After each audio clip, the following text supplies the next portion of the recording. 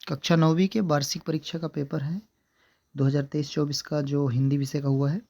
इसके आपको आंसर बताएंगे। तो प्रश्न नंबर 1 में सही विकल्प का चयन करके लिखना है, जिसका पहला प्रश्न है सधुक्कड़ी भाषा है, तो इसका सही आंसर है कबीरदास ब नंबर इसका। मेघाय रचना है, मेघाय किसकी रचना है, तो ये है जो ब नंबर में दिया है सर्वेश्वर दयाल सक्सेना, ये इसका करेक्ट आंसर है। तीसरा में है कामायनी, क्या है, कामायनी एक महाकाव्य है, तो देखेंगे अ नंबर पे दिया गया है, तो इसका सही आंसर हो जाएगा महाकाव्य। चौथे में झूरी के साले का नाम था, तो झूरी के साले का नाम था गया, स नंबर इसका सही आंसर है। ये आपके 4 हो गए। पांचवा देखेंगे दो वर्णों के मेल से होने वाले परिवर्तन को क्या कहते हैं। दो वर्णों से होने वाले जो परिवर्तन है ये क्या कहलाते हैं, संधि कहलाते हैं, द नंबर इसका सही आंसर है। छठवें में इस जल प्रलय जो है वो पाठ की कौन सी विधा है, तो ये रिपोर्टाज है, स नंबर पे दिया गया है। तो ये आपके जो सही विकल्प थे 6 इसके आंसर हो गए। प्रश्न नंबर 2 में देखते हैं। प्रश्न नंबर 2 में रिक्त स्थानों की पूर्ति उचित शब्द का चयन करके लिखना। देखेंगे इसमें भी ऑप्शन है, खाली स्थान भरना था। पहला खाली स्थान है को भारतीय आत्मा के नाम से जाना जाता है, तो माखनलाल चतुर्वेदी ये इसका सही आंसर हो जाएगा। इनको भारतीय आत्मा के नाम से जाना जाता है। कविता के शाब्दिक अनुशासन का नाम क्या है, छंद है, ये भी पहले दिया गया है, छंद इसमें हो जाएगा। रस को काव्य की आत्मा बताया गया है, तो यहाँ पे दिया है आत्मा।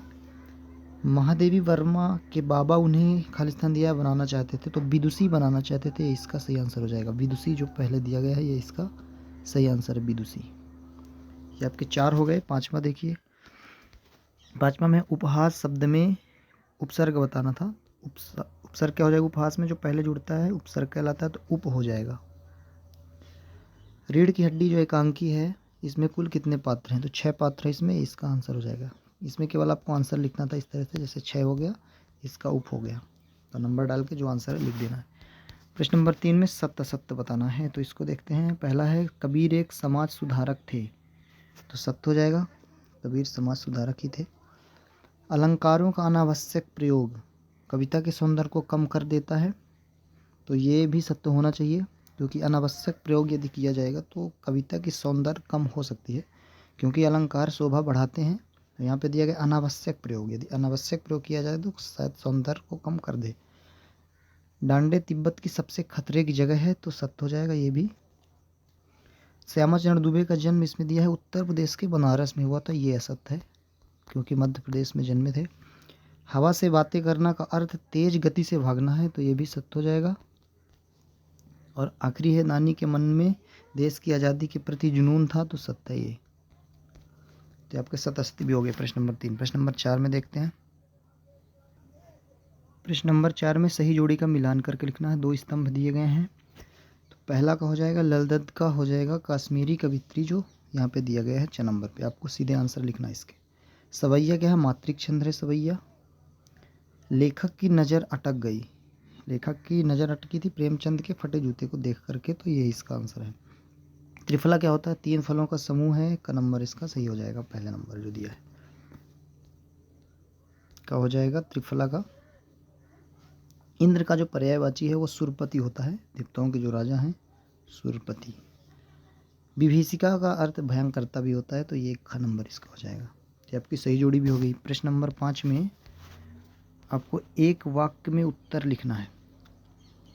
तो पहला है रसखान किसके अनन्य भक्त हैं, तो रसखान किसके अनन्य, एक वाक्य में लिखना, तो आपको लिखना है रसखान कृष्ण के, श्री कृष्ण के अनन्य भक्त हैं। पूरा वाक्य बना के लिखेंगे तो आपको ज़्यादा नंबर अच्छे से मिलेंगे, कटने का कोई चांस नहीं रहेगा। तो आपको लिखना चाहिए श्री कृष्ण के अनन्य भक्त हैं रसखान, इस तरह से।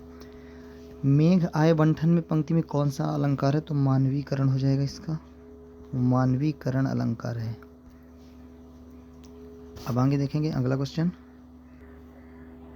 सालिम अली की पत्नी का नाम बताना, तो तहमीना हो जाएगा इसका, तहमीना पूरा आप लिखेंगे, सालिम अली की पत्नी का नाम तहमीना। संधि कितने प्रकार की होती है, चौथा है संधि 3 प्रकार की होती है, पहले लिखेंगे संधि 3 प्रकार की होती है। नाम लिखना था, तो स्वर संधि, व्यंजन संधि और विसर्ग संधि, ये 3 संधियाँ होती हैं। इस जल प्रलय में, पांचवा है बाढ़ के पानी को क्या कहा गया है, मृत्यु का तरल दूत कहा गया है, मृत्यु का तरल दूत, ये हो गया आपका पांचवा। और आखिरी में है छठवां, लेखिका मृदुला गर्ग की परदादी ने मंदिर में जाके क्या मन्नत मांगी। तो इसमें लिखना है लेखिका मृदुला गर्ग की परदादी ने मंदिर में जाकर ये मन्नत मांगी थी कि उनकी जो पहली संतान है, उसके घर में जो पहली संतान होगी मृदुला गर्ग ये, तो पहली संतान लड़की हो, ये मन्नत मांगी थी, पहली संतान लड़की हो, घर में जो पहली संतान हो वो लड़की हो। तो ये आपके ऑब्जेक्टिव जो 30 अंक के आए हुए थे कक्षा 9 बी के हिंदी विषय का पेपर था वार्षिक परीक्षा का। आपके कितने सही हैं आप कमेंट करके बताएं।